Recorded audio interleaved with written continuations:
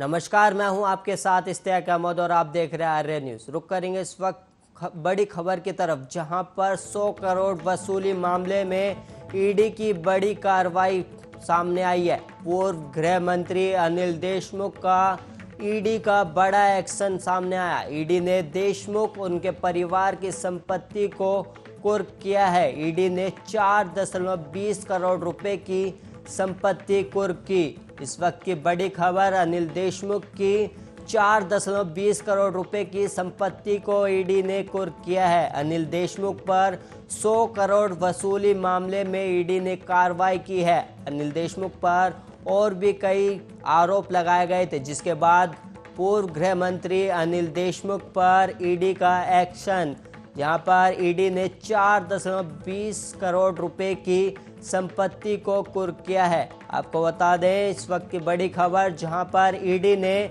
4.20 करोड़ रुपए की संपत्ति को कुर्क किया है। मुंबई के पूर्व गृह मंत्री के ऊपर यह कार्रवाई की गई है। पूर्व गृह मंत्री के ऊपर 100 करोड़ रुपए वसूली का आरोप लगाया गया था, जिसके बाद महाराष्ट्र के पूर्व गृह मंत्री अनिल देशमुख पर ईडी की बड़ी कार्रवाई सामने आई है। ईडी ने देशमुख और उनके परिवार की संपत्ति कुर्क की है। ईडी ने करीब 4.20 करोड़ रुपए की संपत्ति को कुर्क किया है।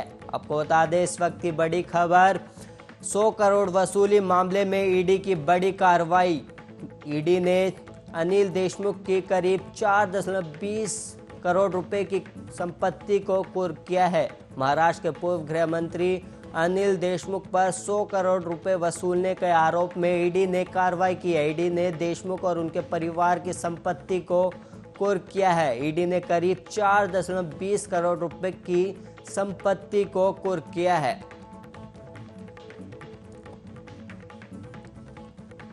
और वहीं एक और खबर सामने आ रही है, जहां पर हाथरस में सादाबाद पुलिस एसओजी टीम को मिली सफलता। पुलिस मुठभेड़ में करीब 4 शातिर अपराधी गिरफ्तार किए गए हैं।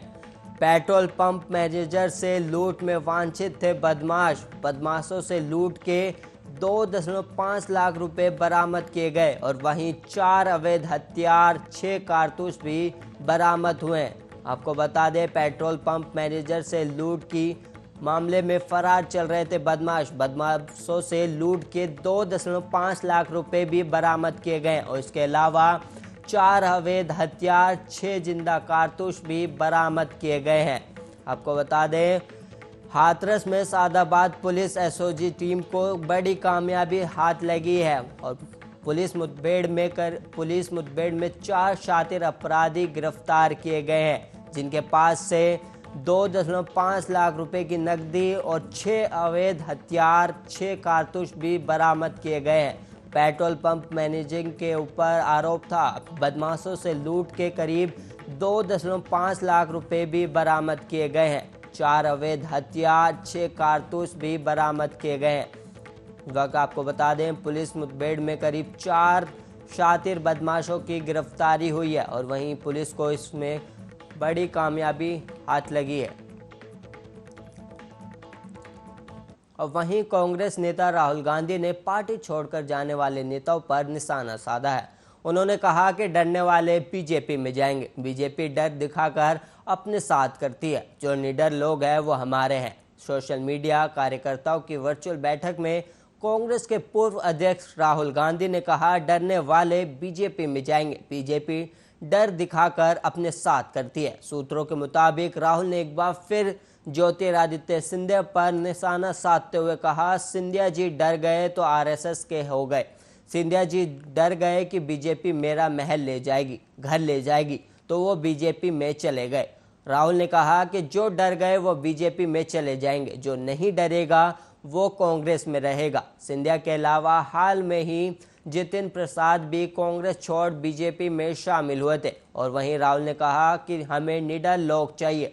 जो डर रहे हैं उन्हें कहो जाओ भागो, नहीं चाहिए। इसके साथ ही राहुल गांधी ने आगे कहा कि दूसरी पार्टी में जो निडर लोग हैं वो हमारे हैं, उन्हें लेकर आओ, कांग्रेस में शामिल करो। ये निडर लोगों की पार्टी है।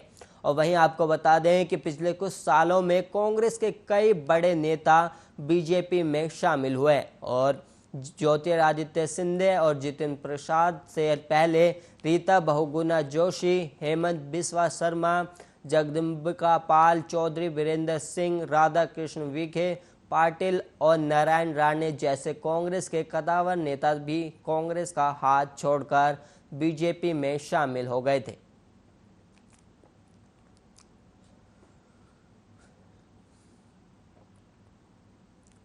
और वहीं एक और खबर सामने आ रही है, जहां पर लखनऊ में बीजेपी प्रदेश कार्य समिति का दूसरा सत्र खत्म हो चुका है और कार्य समिति में राजनीतिक प्रस्ताव पारित हुआ।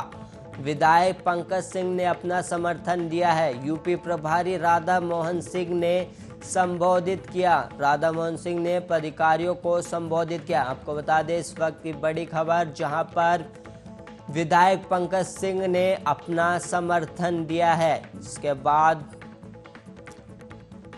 यूपी प्रभारी राधा मोहन सिंह ने इसको संबोधित भी किया, जहां पर राधा मोहन सिंह ने पदाधिकारियों को संबोधित किया है। लखनऊ से बीजेपी प्रदेश कार्य समिति का दूसरा सत्र खत्म हो चुका है, जिसके बाद कार्य समिति में राजनीतिक प्रस्ताव भी पारित हुआ है और जिसके बाद संबोधित भी किया गया है। विधायक पंकज सिंह ने अपना समर्थन दिया है। और वहीं प्रयागराज वक्फ बोर्ड चुनाव में नियमों की अनदेखी देखी गई है। और वहीं इस वक्त बड़ी खबर, जहां पर इलाहाबाद हाईकोर्ट ने यूपी सरकार से जवाब तलब किया है। हाईकोर्ट से जवाब दाखिल करने को 5 हफ्ते की मोहलत। और वहीं आपको बता दें, वक्फ संपत्ति का ऑडिट न होने पर मांगा जवाब। 24 मार्च को जारी नोटिफिकेशन को दी गई थी चुनौती और नए सिरे से चुनाव कराए जाने की मांग की गई थी। आपको बता दें, वक्फ संपत्ति का ऑडिट न होने पर जवाब मांगा गया है। 24 मार्च को जारी नोटिफिकेशन को दी गई थी चुनौती, जिसके बाद हाईकोर्ट ने यूपी सरकार से जवाब तलब किया है। नए सिरे से चुनाव कराए जाने की मांग की गई थी। आपको बता दें, नए सिरे से चुनाव कराए जाने को। और वहीं वक्फ बोर्ड चुनाव नियमों की अनदेखी पर सुप्रीम कोर्ट और इलाहाबाद हाईकोर्ट ने यूपी सरकार से जवाब तलब किया है।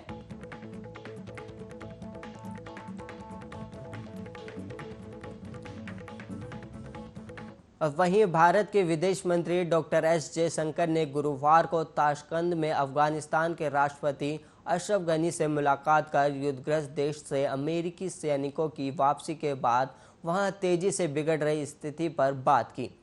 गनी से मुलाकात के बाद जयशंकर ने कहा कि उन्होंने अफगानिस्तान में शांति, स्थिरता और विकास के प्रति भारत का पूरा समर्थन होने की बात को दोहराया है। विदेश मंत्री से इस मुलाकात के बाद ट्वीट किया गया, जिसमें उन्होंने राष्ट्रपति अशरफ गनी से मुलाकात कर प्रसन्न हूँ। अफगानिस्तान के भीतर और आसपास की मौजूदा स्थिति पर उनसे चर्चा की गई है।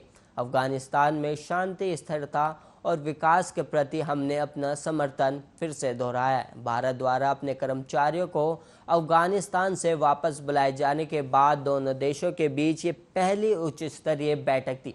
हालांकि ये कहा जाता रहा कि प्रमुख शहरों पर अभी भी तालिबान कब्जा नहीं कर पाया, लेकिन कंधार जैसे शहरों पर, जहां पहले उसका आधिकारिक बेस रह चुका है, वहां वो लगातार कब्जे की कोशिश कर रहा है।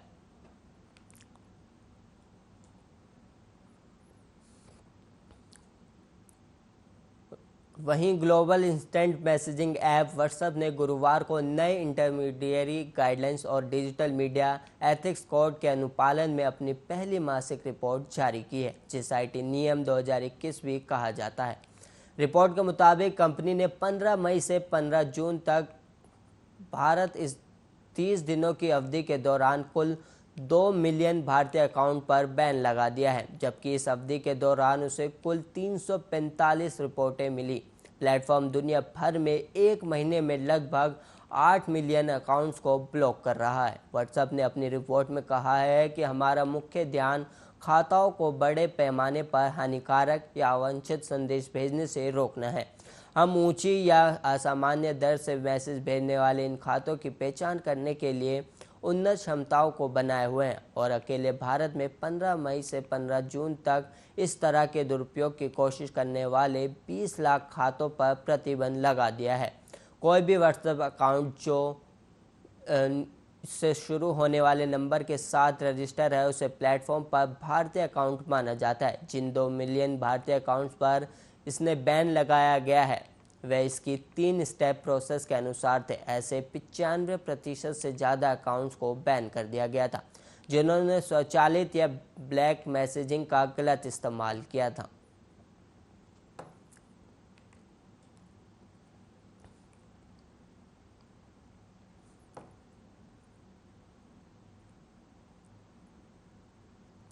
देश में करीब पिछले 15 दिनों से कोरोना संक्रमण की स्थिति ज्यों की त्यों बनी हुई है। हर दिन करीब 40,000 नए केस सामने आ रहे हैं और रोजाना 500 से 1000 संक्रमितों की मौत हो रही है। और वहीं शुक्रवार सुबह को स्वास्थ्य मंत्रालय की ओर से जारी आंकड़ों के अनुसार पिछले 24 घंटे में 38,949 नए कोरोना केस सामने आए और वहीं 542 संक्रमितों की जान चली गई। और वहीं इससे पहले गुरुवार को 41,806 नए केस आए थे। वहीं पिछले 24 घंटे में 40,026 लोग कोरोना से ठीक भी हुए हैं।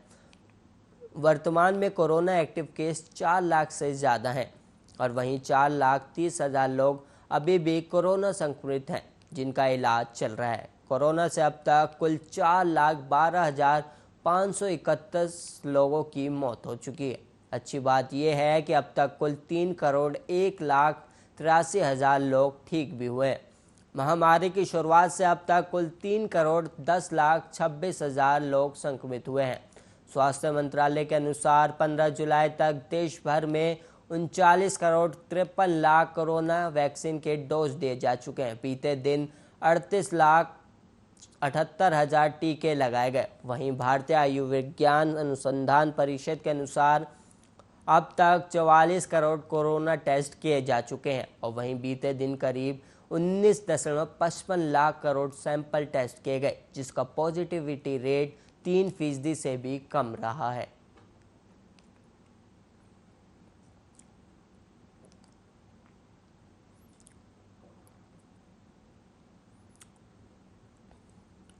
पीएम मोदी आज तमिलनाडु, आंध्र प्रदेश, कर्नाटका, उड़ीसा, महाराष्ट्र, केरल के मुख्यमंत्रियों के साथ वीडियो कॉन्फ्रेंसिंग के जरिए कोरोना की स्थिति पर चर्चा की है।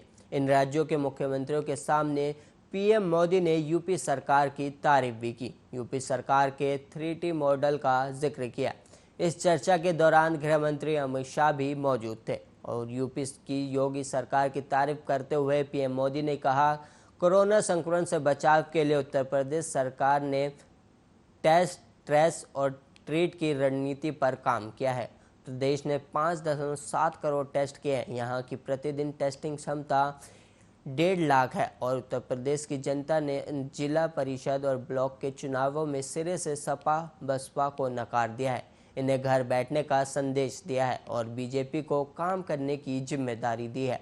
सभी 6 राज्यों के मुख्यमंत्रियों से पीएम मोदी ने कहा, हम इस समय एक ऐसे मोड़ पर खड़े हैं जहां तीसरी लहर की आशंका लगातार जताई जा रही है। कुछ राज्यों में मामलों की बढ़ती हुई संख्या अभी भी चिंताजनक बनी हुई है। पिछले एक हफ्ते में करीब 80% नए कोरोना मामले अब जिन राज्यों में हैं उन्हीं राज्यों से आए हैं। महाराष्ट्र और केरल में मामलों में लगातार इजाफा देखने को मिल रहा है और वहीं विशेषज्ञ बताते हैं कि लंबे समय तक लगातार मामले बढ़ने से कोरोना वायरस में म्यूटेशन की आशंका बढ़ जाती है। नए वेरिएंट का खतरा भी बढ़ जाता है।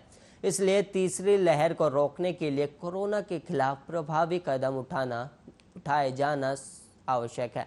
और वहीं पीएम मोदी ने आगे कहा, देश के सभी राज्यों को नए आईसीयू बेड्स बनाने, टेस्टिंग क्षमता बढ़ाने और दूसरी सभी ज़रूरतों के लिए फंड उपलब्ध कराया जाएगा।